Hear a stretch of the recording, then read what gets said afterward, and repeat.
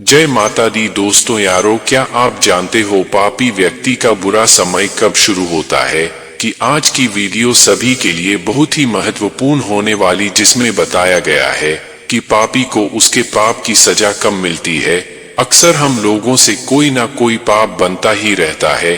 कुछ लोग तो ऐसे होते हैं जिनकी पूरी जिंदगी ही पाप से निर्मित हुई है, उनकी पूरी दिनचर्या ही पाप कर्म से बनी हुई है। वीडियो में आगे बढ़ने से पहले अगर आप सब हमारे चैनल भक्ति में शक्ति 8824 पर नए हैं तो चैनल को सब्सक्राइब जरूर कर ले, साथ ही वीडियो को अपने दोस्तों में शेयर करें। दोस्तों, जिनका परिवार ही पाप की कमाई से पल रहा है और वे अपने आप को सुरक्षित महसूस कर रहे हैं, जिनके पास धन दौलत की कोई कमी नहीं है, दूसरे देखने वाले लोग भी सोचते हैं कि यह व्यक्ति अधर्म करके भी कितना सुखी है। वैसे ही लोग कहते हैं कि पाप का फल बुरा होता है, इसका तो कभी बुरा होता ही नहीं, यह तो दिन दूना रात चौगुना बढ़ता ही जा रहा है। भगवान ऐसे पापियों को सुखी क्यों रखता है?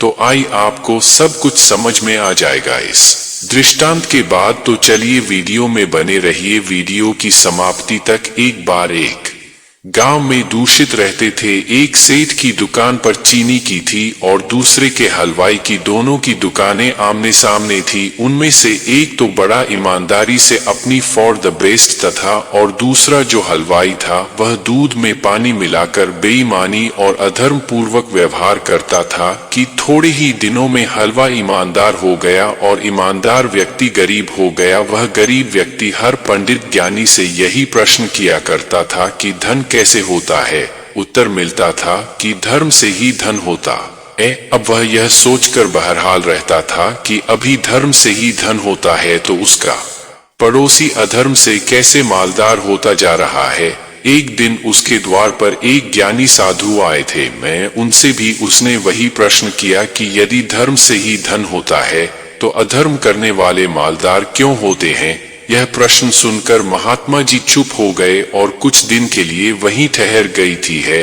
आधा कुछ दिन बीत गई। एक दिन महात्मा जी उस ईमानदार आदमी से बोले कि चलो भाई, आज तुम मेरे साथ गंगा स्नान करने चलो अपने मित्रों को। और अब तो महात्मा जी के साथ वह ईमानदार व्यक्ति चला गया। वहां पहुंचकर महात्मा जी ने एक आदमी से अधिक गहरा गड्ढा खुदवाया वध और उस गड्ढे में उस ईमानदार व्यक्ति को खड़ा किया है।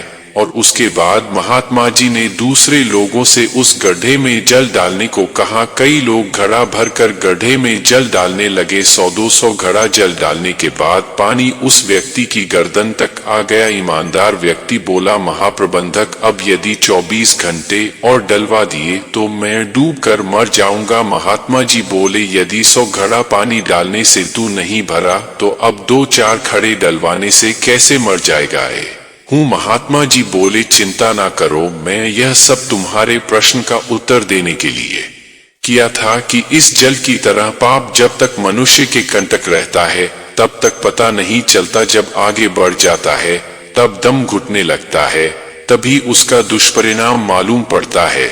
मैं इसी तरह की जब धर्म से अर्जित की गई संपत्ति की मैं यहाँ तो आग लगने से बस हो जाती है, या चोर चुरा ले जाते हैं, या फिर किसी रोग या मुकदमेबाजी में समाप्त हो जाती है, तभी उसका दुष्परिणाम मालूम होता है।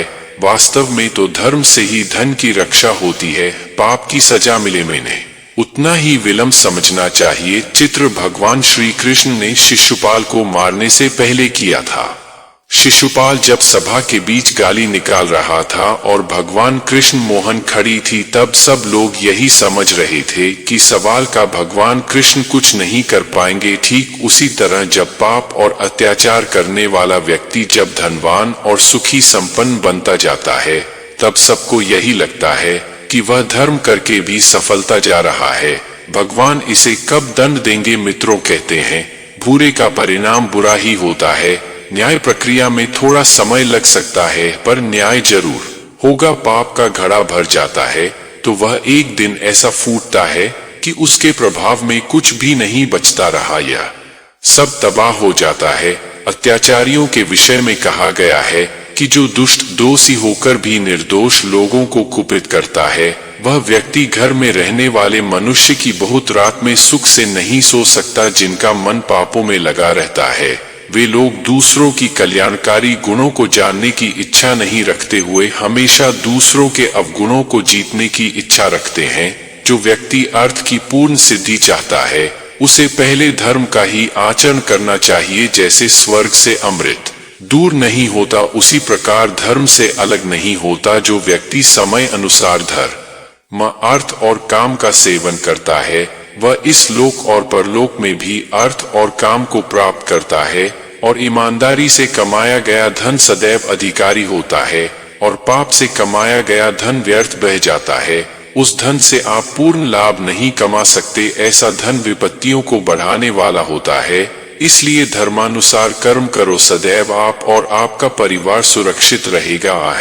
मित्रों, वीडियो पसंद आया हो तो वीडियो को एक लाइक और साथ ही हमारे चैनल भक्ति में शक्ति 8824 को सब्सक्राइब अवश्य करना। आप सभी का बहुत बहुत धन्यवाद। जय माता दी। दोस्तों यारों, फिर मिलते हैं अगले वीडियो में।